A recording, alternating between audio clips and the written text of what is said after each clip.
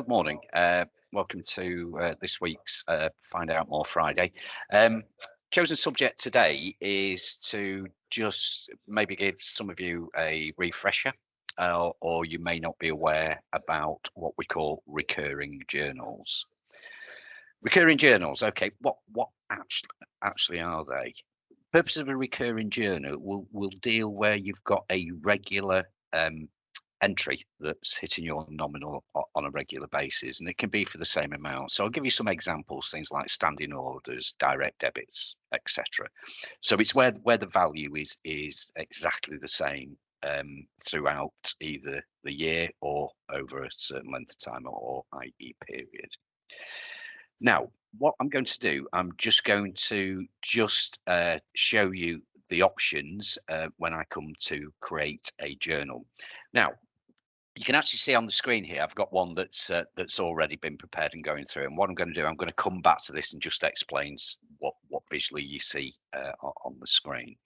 So let's just create a journal. So as you probably know, you've got the option here. So those people that use Nominal on a regular basis, this is where you would go and create your journal.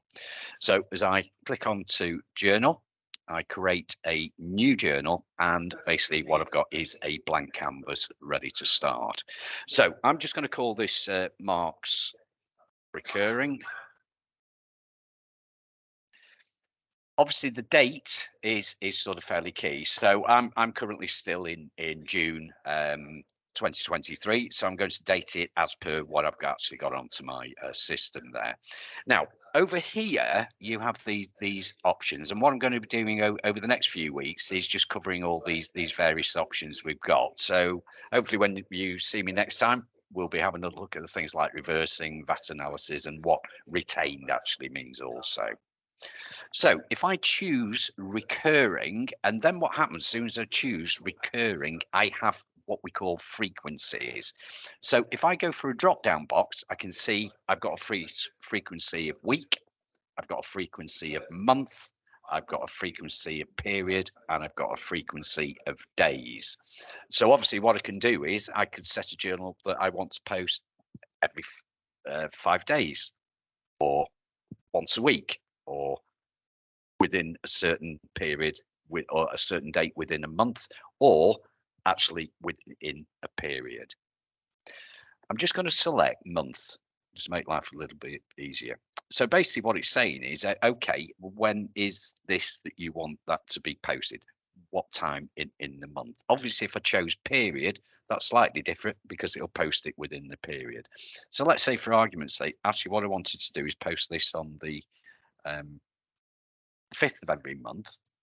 And then what I can actually then do is say, how many times do I want this journal to be posted? So if you imagine I've got something like a direct debit or a standing order, I might have a direct debit set up for 24 months. So basically what I can do is stipulate the times that you want this journal to be posted. When's the posting date? Now, what I can actually do is I could set that for this period. So it could be June. But what I might want to do, I've got a mandate that's come through telling me what the direct debit's going to be, or standing order. And what I can actually do is say, when do I want this posting to start? So what I could actually say is, I want this to start in the month of July. If I set it to June and I save it, I will be able to post this recurring journal going through. Okay, so idea behind this, you can get this set up, prepared in advance, where you know you've got some payments that are going through, maybe 1 month, 2 months down the track. Note that you've got currency as well. So those people that do have multi-currency, obviously you can do a recurring journal for multi-currency. I'm not going to do that because I'm just going to do this in pure sterling. So once you've created your header, it's exactly the same as you would normally do by creating any journal. So therefore, you're straight into selecting any account that you want to do that posting to. So I'm just going to choose stuff at random here. I'm just going to trade debt. I'm going to just put £100 in there. I'm just going to call it Mark's Recurring. Okay, just pick something else at random. Let's try. I'll just pop it over there. I know this is fairly random, but you can see here, obviously, I've got the comments that are coming through. So obviously, you're going to embellish that a little bit further. Okay, so once I've defined what my journal postings are actually going to be, I'm just going to click OK, and now I have a recurring journal ready to go. But obviously, the posting date on that won't be to the 1st of July. So let's just have a look at an existing one, and you can see what actually happens when the posting takes place. So if I just go to list and start from the top, and here I've got one which is just called period end accruals, and you can actually see here where I've got recurring, it's ticked, it's monthly, and this one is on the 31st of every month. As you post recurring journals, and remember when I set mine up, I set mine to say times to post was 24.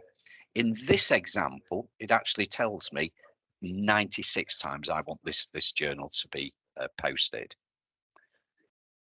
It will also advise when you run the process to post recurring that it will say when the next processing date or next posting date will actually be.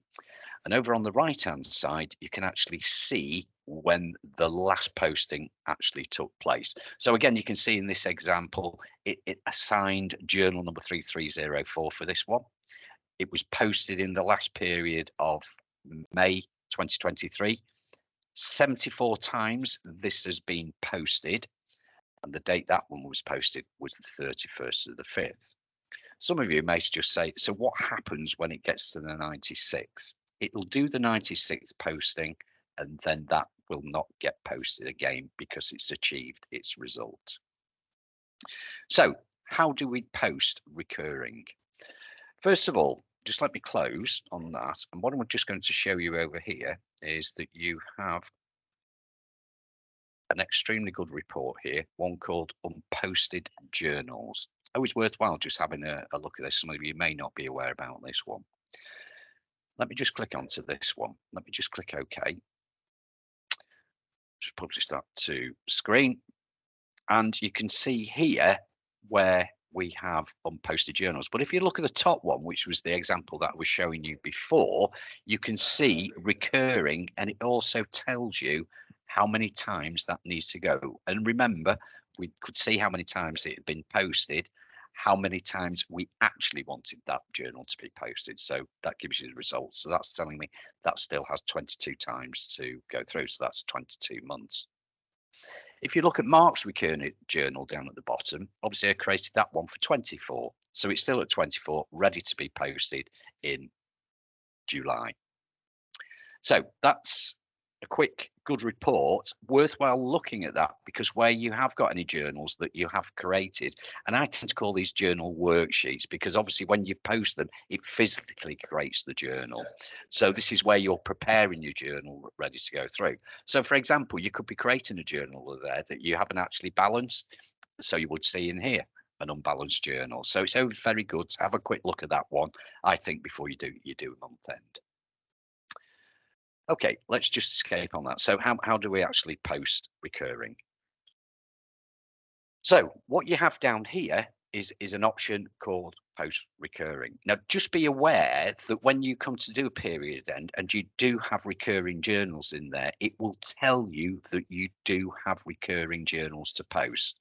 So part of your month end procedure, particularly on your nominal, is to come into here and choose this option under utilities called post recurring.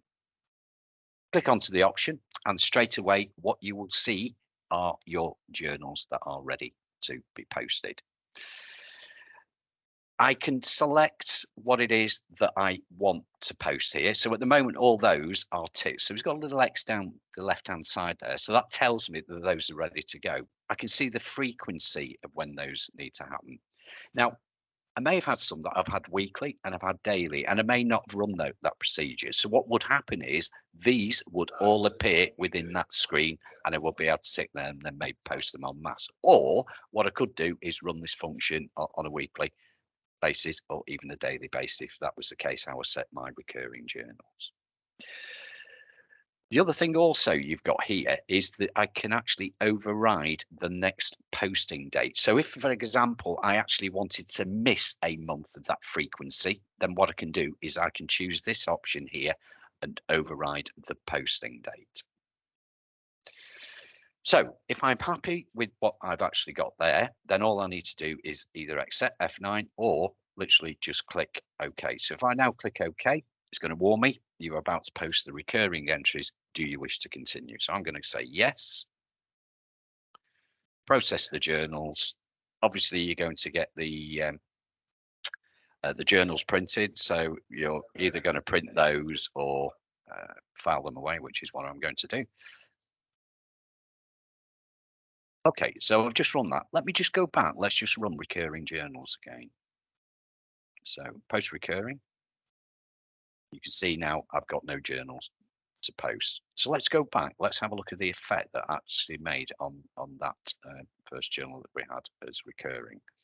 So if you recall, that previously showed period of May. It's now actually showing June. It's assigned what the journal number was for this period. And it also therefore now tells me I've got 75 times that I posted it against 96. And remember, just with the unposted journal report, you can exactly see how many more are still ready to go.